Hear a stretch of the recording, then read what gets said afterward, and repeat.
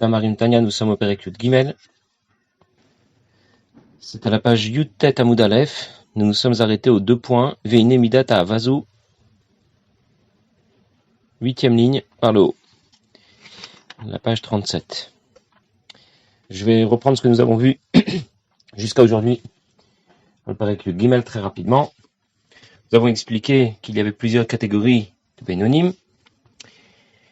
Il y a le Bénoni standard, qui a le contrôle de ses pensées, de ses paroles et de ses actions,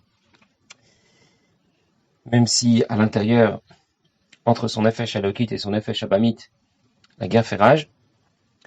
Mais cette guerre connaît des moments de calme, des pauses, notamment lorsqu'il est en train de prier le matin. Alors lorsqu'il est en train de prier le matin, eh bien, le Nefesh Elokit l'emporte sur le Nefesh Abamit, pas seulement sur le Vushim de la Neshama, sur les vêtements de l'âme que sont la pensée, la parole et l'action, mais même sur Mahoud, sur l'essence du Nefesh Abamit. Le problème, c'est qu'ensuite le Nefesh Abamit se réveille à nouveau. Et heureusement que la Tfila a laissé une marque. Heureusement que Dieu vient à son aide pour pouvoir maintenir le contrôle de ses pensées, de ses paroles et de ses actions. Il y a une autre catégorie de Bénoni. Bénoni qui étudie toute la journée. Du coup, son Nefesh Abamit, même s'il n'est pas sous contrôle, au moins il est occupé. Ça a au moins l'avantage de l'occuper, et donc pendant le temps qu'il est occupé, il ne peut pas trop s'opposer au Nefesh Elokit. Puis il y a celui qui est mitpalel kol hayom, Bénoni qui est dans la situation de la tfila du matin, mais tout au long de la journée. Il a vraiment pris le contrôle de son Nefesh Abamit, de l'essence de son Nefesh Abamit, mais même si celui-ci n'a pas été complètement expurgé, comme c'est le cas pour un tzaddik. D'autres mots, le Bénoni va développer, éveiller son amour pour Akadosh Baruch Hu, et c'est ce qui va l'aider, le maintenir dans la situation de Bénoni. Il y a celui qui va éveiller son amour pour Akadosh Baruch Hu 1 heure dans la journée, un autre 2 heures dans la journée, un autre pendant les 24 heures. Et c'est pour ça qu'il y avait tant de niveaux différents de Bénoni. L'idée en tout cas que l'Admour Hazaken a développé jusqu'ici est que l'amour pour Dieu que développe notre Bénoni n'est pas permanent. Ça peut être au moment de la tfila, ça peut être un peu après la tfila, ça peut être toute la journée, mais c'est pas quelque chose qui va être vécu de façon permanente. Chez un tzaddik, l'amour qu'il développe pour Akadosh Baruch Hu est permanent, pas chez un Bénoni. Alors, la question qui va nous intéresser aujourd'hui est de savoir si on peut appeler la avoda d'un Bénoni, son amour pour Dieu, un amour qui soit vrai, sincère, véritable. Alors, je vais juste faire une petite introduction qui va nous permettre de comprendre un peu mieux la suite de ce que va nous apprendre l'Admour Hazaken. La question est la suivante. Lorsque l'on parle de vérité, la vérité, est-ce que c'est une valeur absolue qui s'applique donc dans toutes les situations, ou bien c'est une valeur relative? Il faut d'abord définir ce que c'est que la vérité. Première définition, on va dire la plus simple de ce qu'on appelle la vérité. Et la vérité, c'est ce qui n'est pas un mensonge. C'est évidemment très simple à dire, mais il n'y a pas de demi-vérité. C'est vrai ou c'est faux. C'est vrai ou c'est un mensonge. Il y a une deuxième définition de la vérité, c'est celle qui va nous intéresser. La vérité, ce qui est vrai, c'est quelque chose qui est éternel. Quelque chose qui ne change pas. C'est comme ça que nous savons que la Torah est vraie. Moshe emet v'torato emet.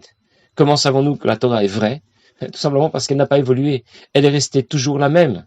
Elle ne change pas. Son application va être différente, bien sûr, en fonction du monde plus ou moins moderne dans lequel nous vivons. Mais la Torah elle-même, les règles de la Torah ne changent pas. Le fait de ne pas changer montre qu'il s'agit de quelque chose de vrai. Alors si on applique ce principe au sujet qui nous intéresse, le Bénoni est différent du tzaddik. Le tzaddik a ce que nous avons expliqué, que le tzaddik va développer son amour pour Akadosh Baruch Hu de façon permanente. Je peux donc dire que son amour pour Dieu est vrai. Mais a priori, l'amour pour Dieu que va développer notre Bénoni ne serait pas vrai selon cette définition. Non pas parce que ce serait un mensonge, mais tout simplement parce que cet amour pour Dieu est changeant. Il connaît des hauts et des bas. Il y a le Bénoni au moment de la tfila et le Bénoni après la tfila. Et dans ce cas, est-ce qu'on peut vraiment dire que son amour pour Dieu est vrai?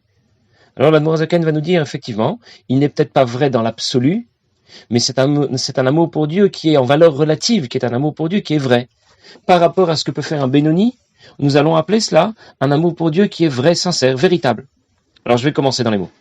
Une midata avazu.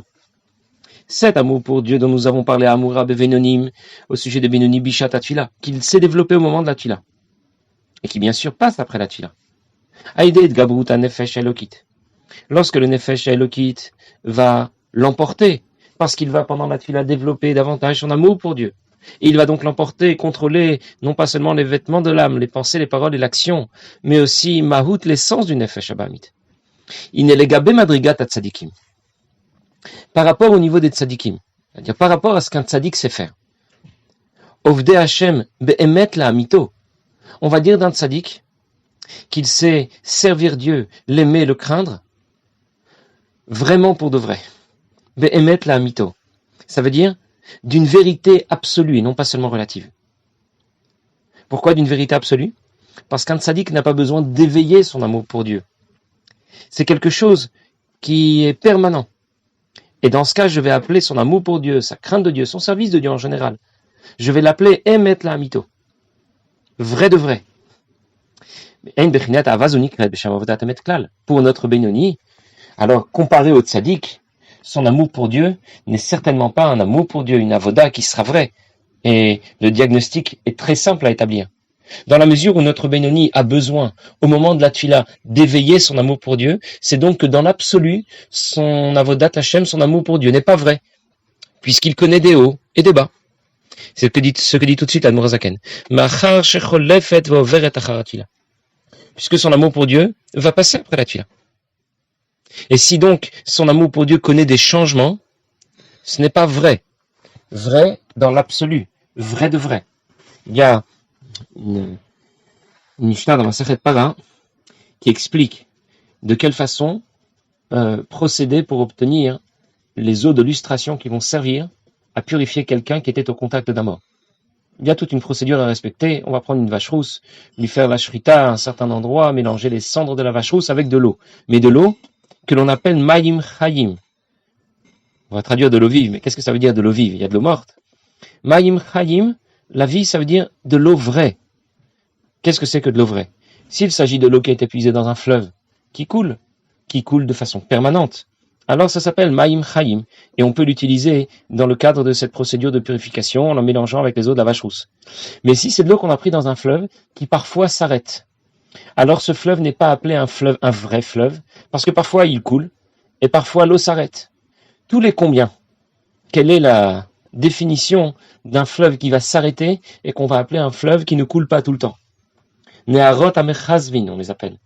Des fleuves, je les traduis littéralement, des fleuves menteurs. Pourquoi ils sont menteurs? Ils ne mentent pas, mais ça veut dire que ces fleuves ne coulent pas de façon permanente. Parfois, ils s'arrêtent. Eh bien, si seulement une fois tous les 7 ans, le fleuve se tarit et l'eau s'arrête d'y couler, on les appelle les fleuves Neharot amechazvin, des fleuves menteurs, des fleuves qui ne sont plus vrais.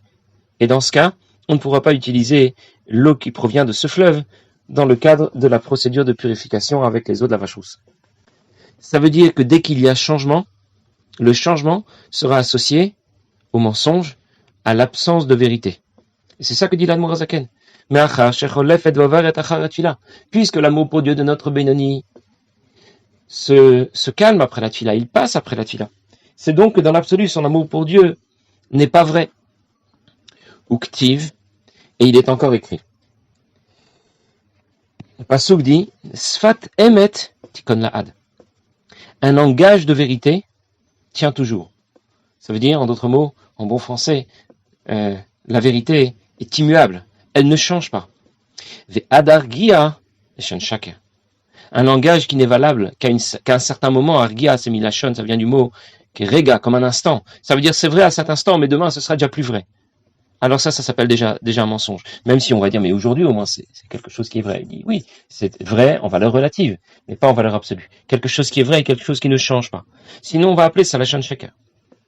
Donc, au vu de ce que nous venons d'expliquer, la avoda d'un Benoni n'est pas appelée Emet l'amito. Ce n'est pas une avoda qui soit vraie en valeur absolue. Il n'y a que la avoda du tzaddik qui soit vraie en valeur absolue. Ce n'est pas non plus appelé Emet. Et pourtant, en valeur relative, nous allons dire que son amour pour Dieu est vrai. Et malgré tout, en ce qui concerne le niveau de Benonim, Eh bien, lorsqu'un Benoni va développer le matin au moment de sa tfila davantage d'amour pour Dieu, même si ensuite au cours de la journée ça peut passer, s'estomper, nous allons appeler ça une avoda tama. Il y a quoi tama? Tama, ça veut dire shlema, complète, qui a été achevée. Behemet la mito, regardez ce que dit l'Admor Zaken, il rajoute juste un mot, mais c'est un mot clé. Behemet la mito shelahem, dans une vérité qui est leur vérité. Ça veut dire une vérité relative. Ishish kefi madrigato madrigata benonim, chacun en fonction de son niveau. Le pasuk dit dans Kriyat Shema, ve'afta et Hashem elokecha, tu aimeras Hashem ton Dieu, b'chol levavcha, b'chol nafshecha, tout ton cœur, de toute ton âme. Et que dit le pasuk ensuite? B'chol moadecha, de tout ton possible. Qu'est-ce que Rashi explique? Qu'est-ce que ça veut dire de tout ton possible? Même si pour cela tu dois faire Messirut Nefesh, tu dois faire don de ta propre personne pour déclarer ton amour et ta foi en Dieu. Alors on aurait dû dire b'chol hameod, de tout le possible, dans l'absolu. Meod, ça veut dire blikvul, sans limite. Il n'y a aucune limite au-delà de laquelle on ne puisse pas aller. Pourquoi ce n'est pas écrit Meod, mais c'est écrit Meod Cha? Tu dois faire de ton mieux à toi. Ça veut dire que les limites qui doivent être dépassées sont les tiennes. On parle donc de dépasser ces limites en valeur relative et pas en valeur absolue. Et c'est ça que veut dire l'Admor Zaken. Même si comparé à un tzaddik, nous pourrions dire que la avoda d'un Benoni n'est pas une avoda véritable, effectivement, dans l'absolu, mais en valeur relative, c'est une avoda véritable. Et on ne va rien exiger de plus. Et l'Admor Zaken nous dit, Varani kore ba'avatam shebitfilatam. Comment je vais appeler l'amour pour Dieu qu'un Benoni va développer au moment de sa tfila, puisque ça passe après la tfila? Donc ce n'est pas un vrai amour pour Dieu. L'Admor Zaken dit effectivement, ce n'est pas un vrai amour pour Dieu dans l'absolu, comparé à celui que développent les tzadikim, mais c'est un vrai amour pour Dieu en valeur relative. Et dans ce cas, comment je vais l'appeler? Je vais l'appeler, dit l'Admor Zaken, Gamken, Sfat Emet Tikon Lahad. Je vais lui apposer l'étiquette de Sfat Emet. Pourquoi? L'Admor Zaken va nous dire tout de suite. Dans la mesure où chaque jour, notre Benoni est capable de développer à nouveau cet amour pour Dieu. C'est vrai que ensuite, tout au long de la journée, son amour pour Dieu peut s'estomper, même s'il en garde une trace et que Dieu va l'aider, comme nous avons expliqué dans les shiurim précédents. Mais dans la mesure où il est capable de l'éveiller à chaque fois, chaque jour, alors je vais lui apposer l'étiquette Emet. Même si c'est une étiquette relative, c'est une étiquette, comme on l'a compris, qui n'est pas la même que celle des tzadikim. Mais c'est une étiquette qui est tout de même valable, dans la mesure où il est capable de répéter. C'est ça que dit tout de suite l'Admor Zaken, puisque son nefesh elokit est capable au moins, l'arzor ou l'horaire brinat avazo, d'éveiller à nouveau son amour pour Dieu, l'éolam, quel que soit le moment, en prenant le dessus de nouveau sur son nefesh abahamit chaque jour. Et comment il va le faire? Pour cela, ça demande une préparation. On ne peut pas venir le matin simplement avec un café, un morceau de gâteau dans le ventre et dire que pendant la tfila, je vais éveiller mon amour pour Dieu, je vais m'emballer, je vais être comme mon cœur va brûler d'une flamme extraordinaire pour Akadosh Baruch Hu. Non, ça demande à Chana Ruya, Lechol Nefesh, pour chacun la préparation dont il a besoin. Et plus il est dans la boue, et plus il est engouffré dans les choses de ce monde, et plus la préparation devrait être longue, sincère, véritable, profonde. Kefirka, Madrigata, chacun selon son niveau. Nous avions déjà expliqué que pour espérer atteindre un certain résultat, l'Admor Zaken conseillait 3 choses. Donner la tzedaka avant la tfila, se tremper dans un mikvé, et surtout apprendre la chassidut avant la tfila. Comme cela, on se prépare à développer ensuite, pendant la tfila, un amour pour Dieu qui soit au moins marqué de l'étiquette Emet.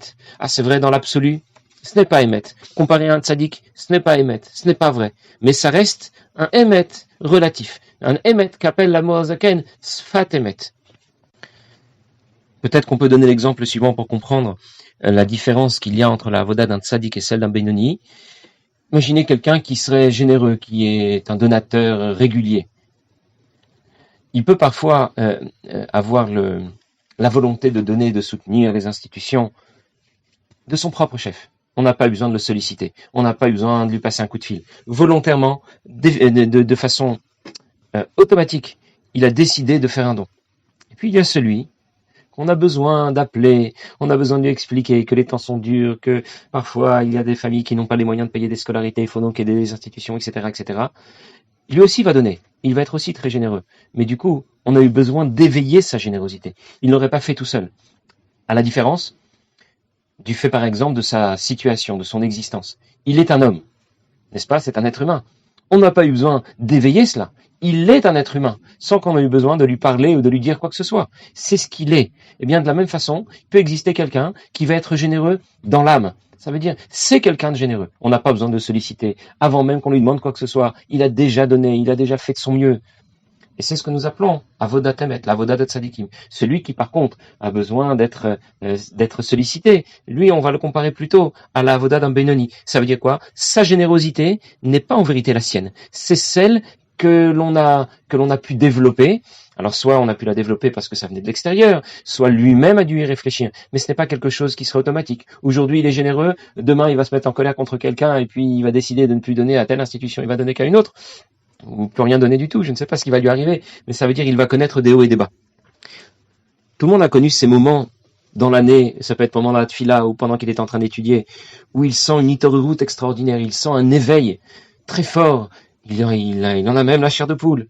Sauf que, après la tfila ou après ce moment d'étude, cela passe. C'était le résultat d'une itorurut milmala, d'un éveil d'en haut, une batte-colle, une voix céleste est venue parler à sa neshama, et ça l'a poussé, lui donner un grand coup en avant. C'est très bien, mais ça vient pas de lui. Ça vient de l'extérieur. On a eu besoin de l'aider. Alors, c'est très bien, mais ça ne s'appelle pas Sfat Emet. Notre Benoni travaille pour cela. Il fait des efforts pour éveiller de lui-même. Ça ne vient pas seulement d'en haut. C'est pas un Emet milmala. C'est Emet Hashem Leolam. C'est une vérité, mais qui vient dans ce monde. Et c'est ce qu'on appelle Sfat Emet Tikon Lahad. Ça s'appelle tout de même Sfat Emet parce qu'il est capable de le faire, d'une part, et qu'il fait des efforts pour développer son amour pour Dieu. Alors dans la mesure où il est capable de le faire chaque jour, il est capable de le faire chaque fois qu'il y réfléchit, il fait des efforts pour y arriver, alors l'Admor Zaken dit qu'on va aussi apposer sur son amour pour Dieu et sur son avoda d'une manière générale l'étiquette Emet. Si on peut résumer en quelques mots, alors est-ce que notre Benoni sert à Kadosh Baruch Hu vraiment, sincèrement? Et l'Admor Zaken répond oui. Par rapport à un tzaddik, nous allons dire que ce n'est pas vrai, que ce n'est pas sincère. Mais par rapport à la madriga, niveau d'un Benoni, nous allons dire que c'est tout de même Emet, que ça reste une avoda vraie, sincère et véritable. On a tellement besoin de savoir si c'est vrai, sincère, véritable ou pas. Bon, dans l'absolu, on veut bien comprendre que c'est mieux si c'est vrai et sincère et que c'est moins bien si ça l'est pas. Il faut savoir que ça a toujours été une recherche d'intégrer davantage de sincérité, de vérité dans ce que nous faisons. On raconte que Yitzhak Halevi Horowitz, qu'on appelait bien sûr, comme je l'ai déjà mentionné plusieurs fois, Rabbi Matmid, un des mashpim, des chassidim de la génération précédente, il avait un seder dans sa journée qui était très particulier, un seder qui était très rempli. Il jeûnait très souvent, et la nuit, il faisait Farbringen quasiment chaque jour, jusqu'au moins Chatzot. Après, il faisait Tikkun Chatzot. Il étudiait ensuite jusqu'à 5 heures du matin. Et quand il avait terminé d'étudier, alors il se disait à lui-même, bon, maintenant il faut se préparer à prier. Alors comment il se préparait à prier? Il fallait quand même dormir un peu. Il s'allongeait sur un banc à la yeshiva. Et pendant 2 heures, il se reposait. Et un jour, les chassidim lui ont demandé, quel est ton objectif? Qu'est-ce que tu recherches exactement? Où tu vas en venir avec une avoda pareille? Qu'est-ce que tu recherches? Et Rabbi Matmid a répondu que ce qu'il recherche, c'est qu'au moins, il puisse accéder un peu à la vérité. Qu'il puisse dire au moins un mot sincèrement. Qu'un seul de ces mots soit vraiment vrai et sincère. Ça veut dire que la vérité, c'est pas la vérité celle que nous voulons connaître. Comme le chassid David Rodok a dit un jour à Reb Zalman Moshe Yitzhaki, la vérité que nous cherchons à atteindre, c'est pas la nôtre. On voudrait que ce soit Ani Hashem Elokechem Emet. La vérité comme Dieu la conçoit. Évidemment, on comprend que ça demande beaucoup d'efforts, on essaye d'y arriver, on essaye de tendre vers cette vérité, que notre avoda soit vrai et sincère, que ce ne soit pas un mensonge. Mais, nous dit l'Admor Zaken, même si tu deviens un Benoni, parce qu'on te demande de devenir un Benoni, ne pense pas que ta avoda ne sera pas émette, qu'elle ne sera pas vraie parce qu'elle connaît des changements, parce qu'elle peut connaître des hauts et des bas dans la puissance de l'amour pour Dieu que tu vas développer. Pas bien sûr en ce qui concerne le contrôle des Kochot HaNef et des Levushim de la Neshama, Maaseh, Dibour, Marshava, pensées, paroles et actions seront toujours sous contrôle. Mais au fond de toi, ton amour pour Dieu connaîtra des hauts et des bas. Dans ce cas, tu pourrais penser que tout cela finalement n'est qu'un grand mensonge, une illusion. Et la Gemara ne dit pas du tout. Sache que c'est vrai, comparé à un tzaddik, tu n'y seras pas. Mais comparé à ce qu'on attend de toi, à ton niveau, on appellera Sfat Emet. Bien. L'Admor Zaken va continuer ensuite à la fin du Pérec et nous expliquer que cette Midat Emet, c'est aussi celle de Yaakov Avinu. Il nous expliquera que la vérité, la notion de vérité, n'est pas seulement une notion absolue, mais une notion qui se décline à tous les niveaux. D'autres mots, il y a plusieurs vérités. Ça pourrait être l'objet d'un sujet de philosophie, mais ici c'est appliqué bien sûr à ce que nous recherchons, devenir un Benoni. Il ne s'agit pas de philosopher dans l'absolu. L'Admour Azaken veut nous engager à devenir des Benoni, mais donc il nous explique de façon très large quel est notre objectif et comment y arriver. Bon, nous verrons la suite bien sûr les prochaines fois, Bezrat Hashem.